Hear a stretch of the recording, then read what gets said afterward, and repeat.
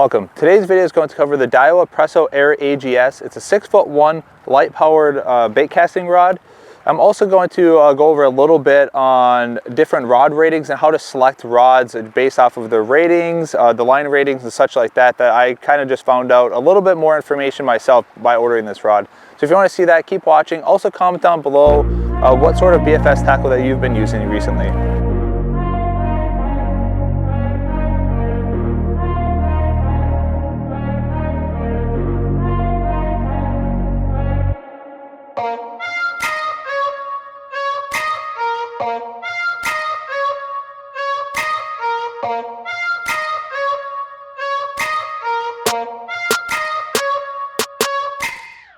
This is a new rod in the Daiwa Presso series. So the Daiwa Presso series is historically has kind of been their their enthusiast trout setup.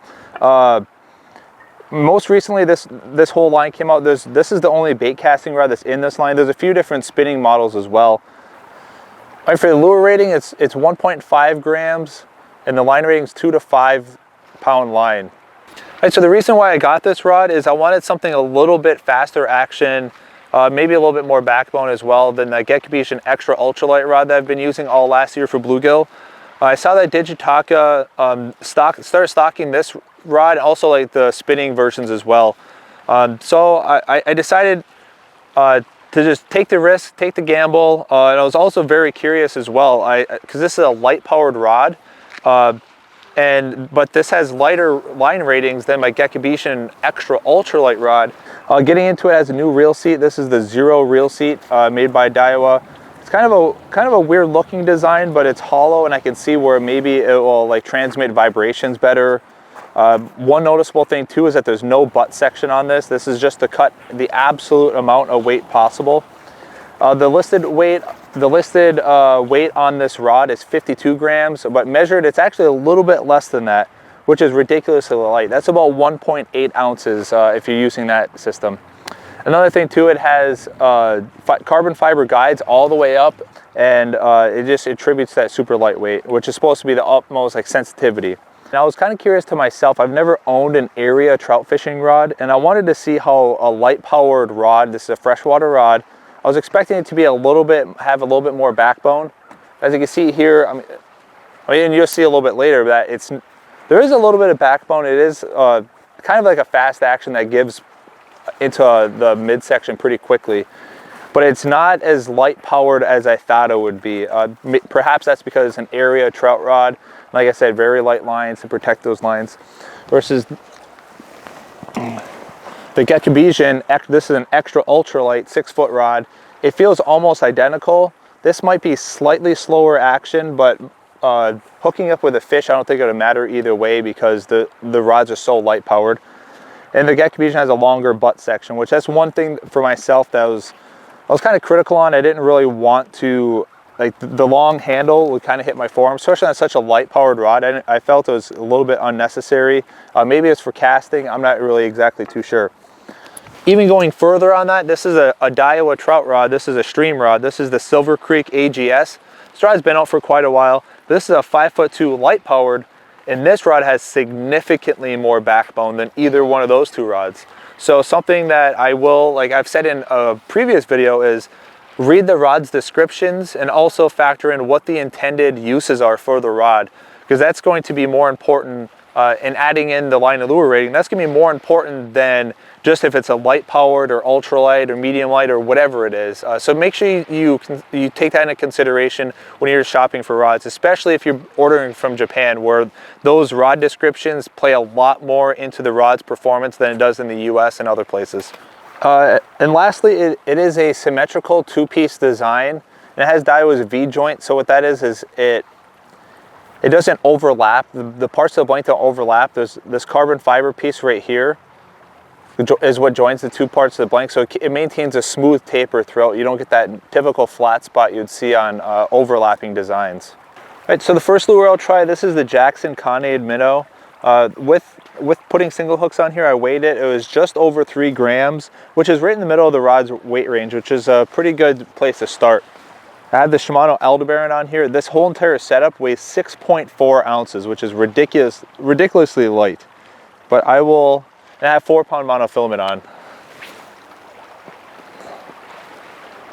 The rod loads well with this. It's very for being such a light powered rod. I know it's labeled as light, but it definitely feels like an American, like almost like an extra ultralight. A little bit of the rod bending with this smaller lure, but it's not anything that's over alarming. It's not overloading the rod. And this rod would be more for like slow moving baits. You know, a lot of your jigs, it can handle crankbaits. It feels like it's going to give enough. So if a trout does come and hit very lightly, it's going to be able to take that lure in. It's not going to be so stiff that trout's going to come up, and like a lot of times a trout will come up and hit really quick and almost like darting toward the lure. The rod is still give enough to be able to, that trout can get the hook in its mouth more than just right on the skin of their lip. And I should mention as well, I do have a different spool in the Aldebaran. This is a KKR spool I got from AliExpress. I got this months ago, and actually, not that I forgot about it, but I just never really put a priority on trying to test it out. But the spool actually casts this really nice and flat. It's still controlled as well. I need a lot more testing, of course. All right, so now I'm going to try a little bit more traditional lure that you'd use on this. This is a Daiwa lupin spoon. It's 1.2 grams, which is, I did weigh it, and it's pretty true to weight. I will turn, oh, my brakes will be fine. So this is right on the bottom of the rod's ratings. Oh, wow. Actually still felt really good. I got to turn my brakes down slightly. But that still felt really good. I'm actually kind of surprised for being such a light rod. Sometimes those ratings can be kind of all over the place. Not in a, I shouldn't say not in a bad way, but it's a little bit harder to have those defined lower and upper limits with lighter powered rods than, say, a medium heavy bass rod.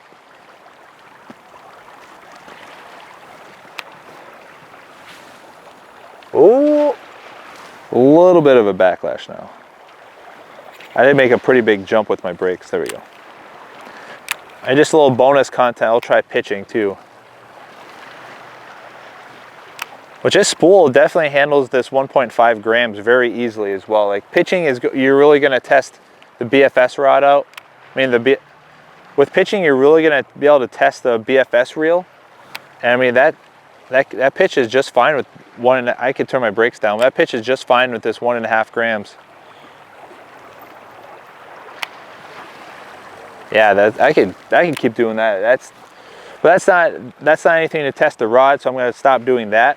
All right, so now I'm going to test the sensitivity of the rod. This isn't the best test, but it's going to be, I think, good enough to give everybody a good enough idea until I get out on the boat and catching some bluegill and such.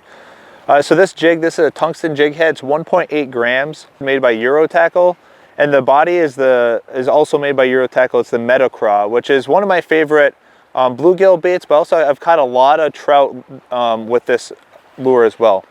So with that tungsten, it should be able to hit the bottom well, and I should be able to drag it across these rocks and such that are over here to be able to see how the vibrations transmit back to me. I turn my brakes down a little bit.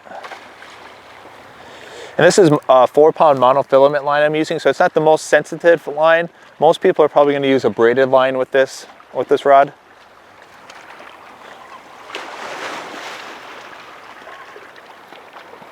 I can feel, let me put my tip down to dig into those rocks a little bit more. I mean, it feels, I can feel when I'm hitting those, when I'm hitting rocks or if I'm coming across sand. It's mostly sand. There's not much gravel. There's a little bit of rocks that I see.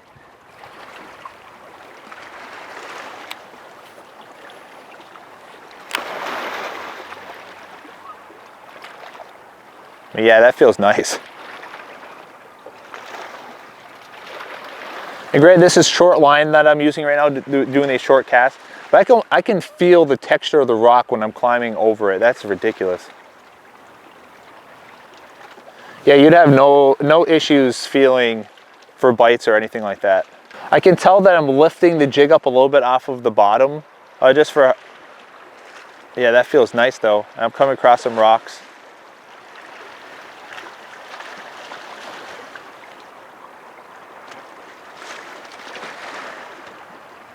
Yeah, if I used a little bit heavier jig, I'd be able to feel the bottom even better. Just because with this bulky trailer and the relatively lightweight jig head, I'm lifting the jig up a lot off of the bottom.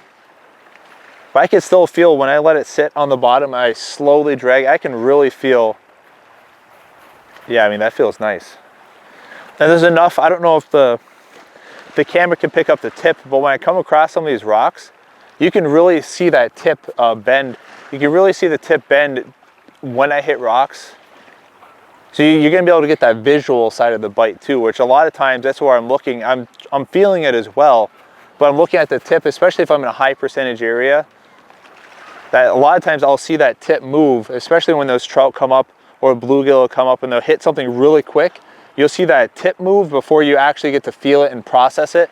You see that tip move and then you set the hook, and a lot of times you're hooking into fish that you wouldn't otherwise hook into. All right, so to test out the upper end of this rod, this is a Rapala. This is the Countdown Elite 55. It's new to the, it's been in the JDM market a little bit, I think, but it just recently came to the US market. This is rated at 5 grams. When I swapped the hooks out on here and took off the front split ring, it comes to 4.82 grams. So it's right at the upper limit of the rod. So it should be able to give me a pretty good test to see how that rod's gonna load up with this lure. Okay.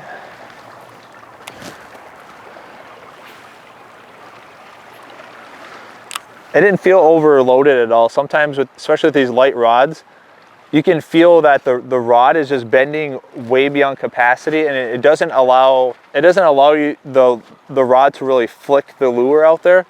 And I felt with this lure, it was just fine. It felt like a natural casting motion. And even twitching this lure, it feels very responsive. The rod does.